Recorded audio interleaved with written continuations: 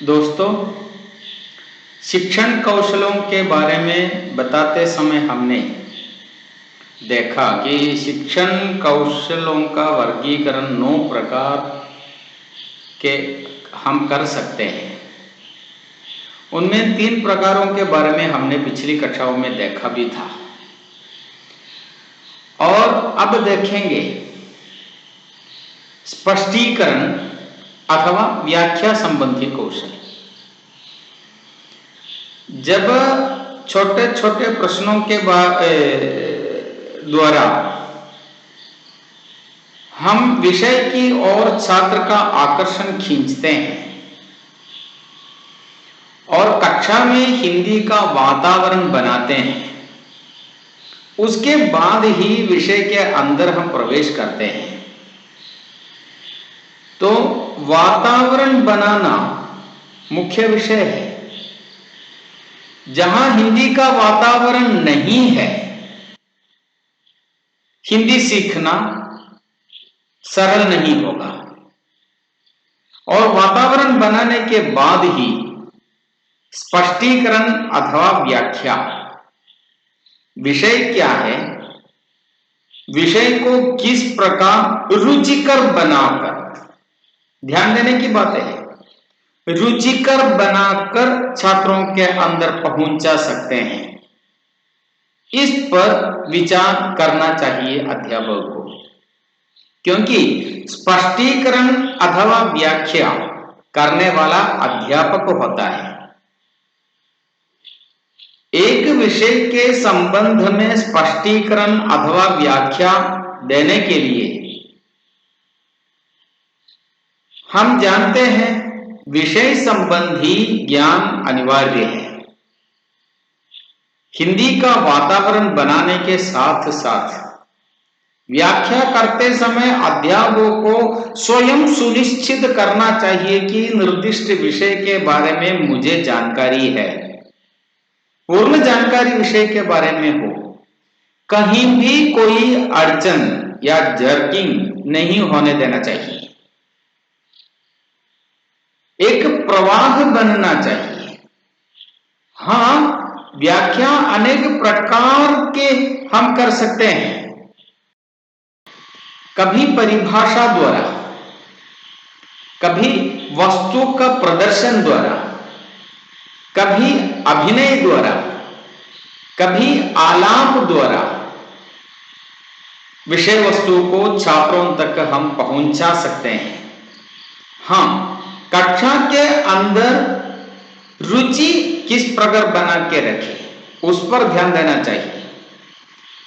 हमने कई बार यह देखा है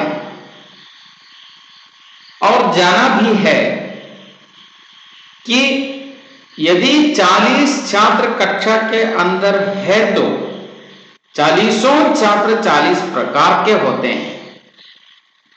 तो हमें ध्यान देना चाहिए व्याख्या किस प्रकार करना चाहिए। अभिनय हो, वस्तु का प्रदर्शन हो, कुछ भी स्वीकार करें, रुचिकर हो। जिस भाषा का प्रयोग अध्यापक करता है वो भाषा सरल हो, सरल एवं बोधगम्य हो। एक ही बार सुनकर छात्र के मन में आ जाए कि अध्यापक क्या कहता है। भाषा सरल होनी चाहिए, बोधगम्य होनी चाहिए। कठिन कठिन भाषाओं के प्रयोग से छात्रों का मन विरस हो जाता है। सरल, बोधगम्य, आकर्षक, रुचि पैदा करने वाली भाषा हो तो ऐसी कक्षा सजीव कक्षा होती है। विषय का विकास क्रमिक होना चाहिए, क्रमिक विकास हो और तार्किक विकास हो। तार्किक विकास माने इसे सुनते ही छात्र के अंदर एक तर्कपूर्ण स्वीकृति होनी चाहिए। हाँ, यह सही है। निर्दिष्ट कारण से अध्यापक जो कहता है वो सही है, वही तर्क है। वाद विवाद और तर्क में अंतर होता है। अध्यापक ने जो कहा वो निर्दिष्ट कारण से सही है, ऐसा लगना चाहिए। इसलिए कहते हैं कि तर्कपूर्ण हो और क्रमिक विकास हो। जो पहले कहना चाहिए वो पहले कहे, बाद में उससे भी बड़ा, उससे भी बड़ा, और अंतिम तथ्य या कठिन तथ्य अंत तक कहने के लिए अध्यापक विवश होना चाहिए, बाध्य होना चाहिए। व्याख्या कौशल की एक प्रमुख विधि है सोदाहरण विधि।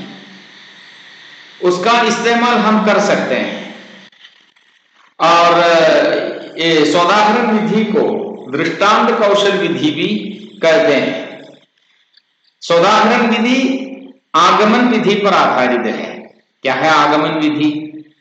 बाहर से स्वीकार करके उसके अनुसार छात्रों को दे देना। संभावित उत्तर छात्रों के मुंह से ही कहलवाना आगमन विधि है।